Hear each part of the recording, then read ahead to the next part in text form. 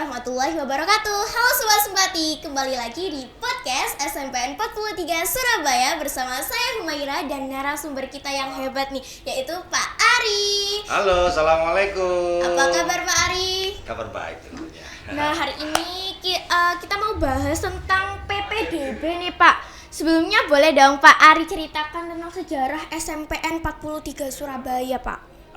Iya.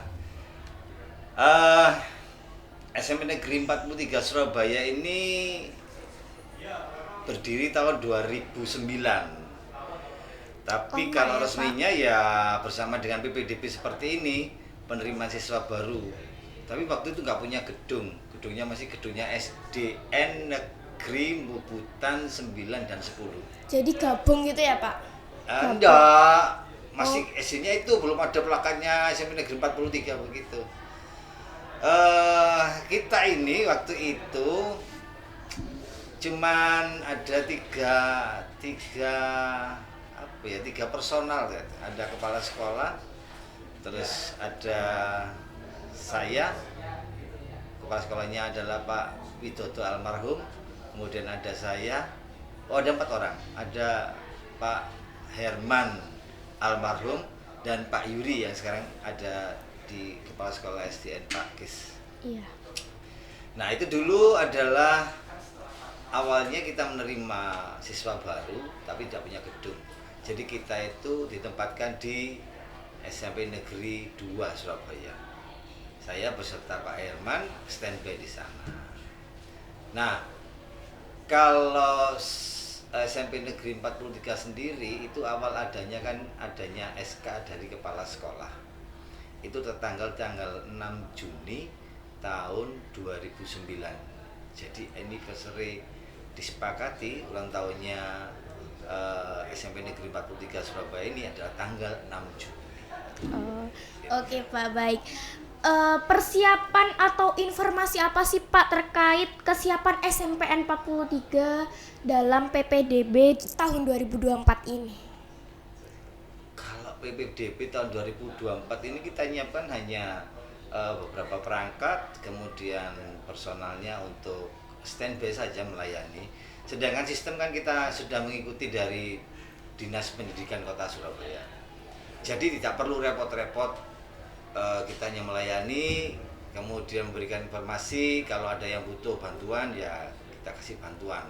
Kalau tidak bisa daftar sendiri melalui handphone, bisa melalui pos PPDB yang ada di muka itu ya, di halaman muka itu. Gitu. Oke Pak, terus apa aja sih Pak syarat untuk calon peserta didik baru? Syaratnya ya? Ya, syaratnya apa aja Pak? Syaratnya harus lulus SD mestinya ya. Ya pasti Pak. Nomor 1 itu harus lulus SD.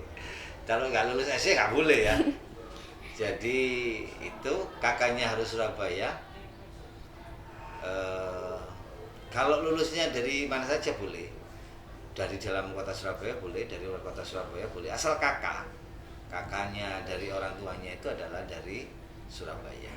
Kecuali yang orang tuanya dipindah tugaskan oleh negara, seperti TNI, seperti Polri, seperti ASN, yang mungkin dari kota Jakarta dipindah tugas ke Surabaya atau dari Bandung ke Surabaya. Nah itu karena dipindah tugas, kemudian putra-putrinya mengikuti sehingga harus sekolah di Surabaya, maka kakaknya belum tentu Surabaya. Iya Pak. Gitu.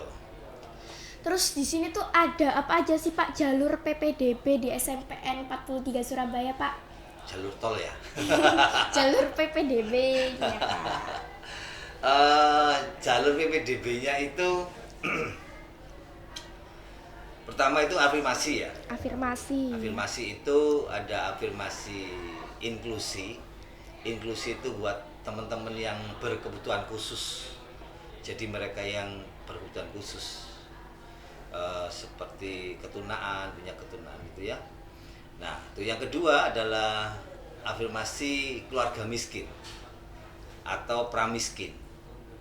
Dan yang ketiga itu jalur afirmasi perpindahan tugas orang tua. Nah, selain afirmasi ada jalur yang lain.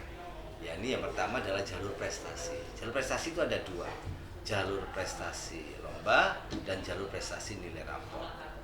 Ya, jadi jalur prestasi itu kalau lomba itu adalah mereka-mereka yang mengikuti lomba yang punya kejuaraan minimal tingkat kota dan diakui oleh resmi oleh pemerintah. Maksudnya yang mengadakan itu adalah setingkat pemerintahan resmi.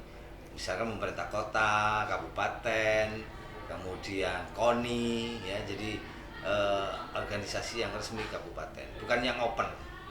Kalau open itu masih belum diakui. Sedangkan prestasi nilai raport itu dilihat dari jumlah nilai raport. Jumlah nilai raport mulai kelas 5 ya, 5 tahun.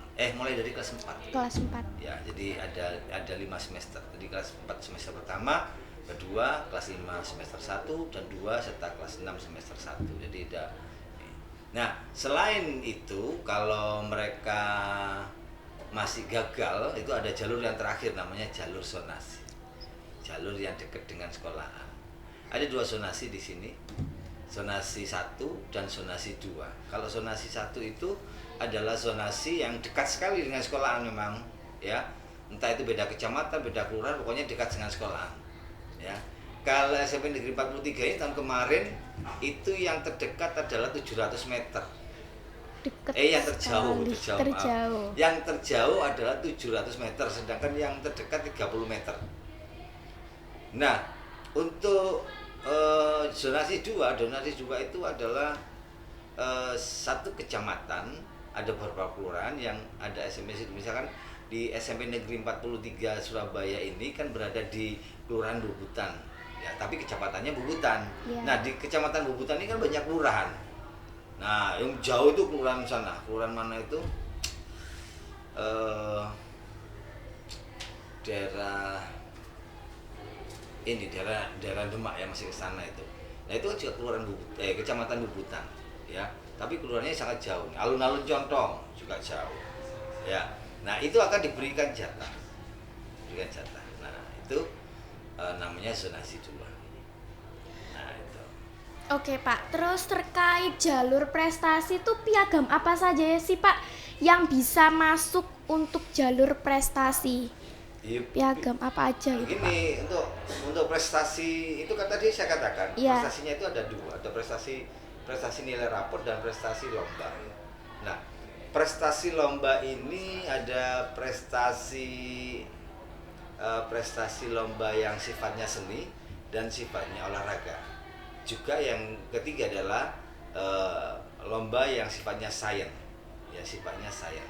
Kalau yang lomba seni contohnya tari, ya kan, lomba tari, lomba lukis, lomba yang gitulah, yeah. Yang lomba nyanyi misalkan, ya, yang diselenggarakan oleh minimal pemerintah kota atau ini.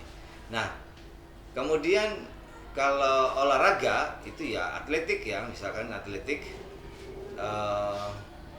lari, ya, misalkan lari, kemudian bela diri, ya, misalkan ada karate, ada taekwondo, ada pencaksilat, ada kungfu. Nah, ini. Kemudian yang prestasi sains ini adalah lomba-lomba olimpiade pengetahuan. Contohnya IPS, olimpiade IPS, olimpiade IPA, olimpiade matematika gitu, yeah. Ya. Nah, terkait itu sertifikatnya memang harus menunjukkan bukti sertifikat kemenangan lomba tersebut. Ada 3 yang harus di-upload ketika validasi kemarin, ya, validasinya sudah selesai. Itu pertama sertifikat, yang kedua saat menerima sertifikat, nah itu harus ada fotonya. Kemudian yang ketiga adalah rekomendasi sekolah, bahwasanya mengikuti lomba tersebut atas rekomendasi sekolah. Gitu. Oke, Pak. Di SMPN 43 ini berapa sih, Pak, jumlah peserta didik baru yang akan diterima gitu, Pak? Kalau pagunya, ya, pagunya ini kan yang lulus itu kan untuk di 2024 ini yang lulus kelas 9-nya itu adalah 11 kelas. 11 kelas, tapi untuk yang diterima untuk pagunya itu adalah 10 kelas. Kurang lebih sekitar 320 belum dikurangi mereka-mereka yang tidak naik kelas, yang tinggal kelas. Apakah ada? Ya mungkin ada mungkin ya, tapi ya begitulah namanya pendidikan ya kan. Kalau mudah-mudahan sih nggak ada, mudah-mudahan ya. Terus untuk pendaftarannya tuh bisa offline atau hanya online aja Pak? Nah, online, ada offline di sini. Oh, baik. Jadi online semua diatur oleh Online sistem semua ya, yang Pak? yang ngatur itu bukan SMP Negeri 43, tapi yang memberikan sistem pendaftaran ini adalah Dinas Pendidikan Kota Surabaya. Oke Pak, apakah ada info tambahan terkait PPDB Pak? Apa infonya ya? Info yang Infonya diberi. infonya begini nih. Pokoknya gunakan semua peluang untuk bisa masuk ke SMP negeri. Mungkin jalur prestasi nilai, mungkin prestasi lomba, ya kan? Jadi ikuti aja. Kalau punya kesempatan diafirmasi, itu ada kesempatan, gunakan afirmasi. Jadi afirmasi tadi kan ada dua, yakni afirmasi inklusi dan afirmasi keluarga miskin. Kalau di validasi kemarin tertulis keluarga miskin dan keluarga pramiskin, gunakan dulu daftar. Ya, itu tanggal sekarang ini kurang lebih nanti 3 hari ke depan. Gitu. Nah, setelah afirmasi ini kok gagal, daftar lagi aja. Daftar lagi ke jalur prestasi. Ya. Pakai jalur yang lain. Jalur yang lain. Daftar, kemudian ditunggu lagi pengumumannya. Kalau gagal lagi ya ambil yang kesempatan terakhir yakni zonasi. Dan jangan putus asa. Ya, mudah-mudahan karena di Surabaya ini SMP-nya sangat banyak loh. SMP-nya ada 61 loh, jangan lupa ya.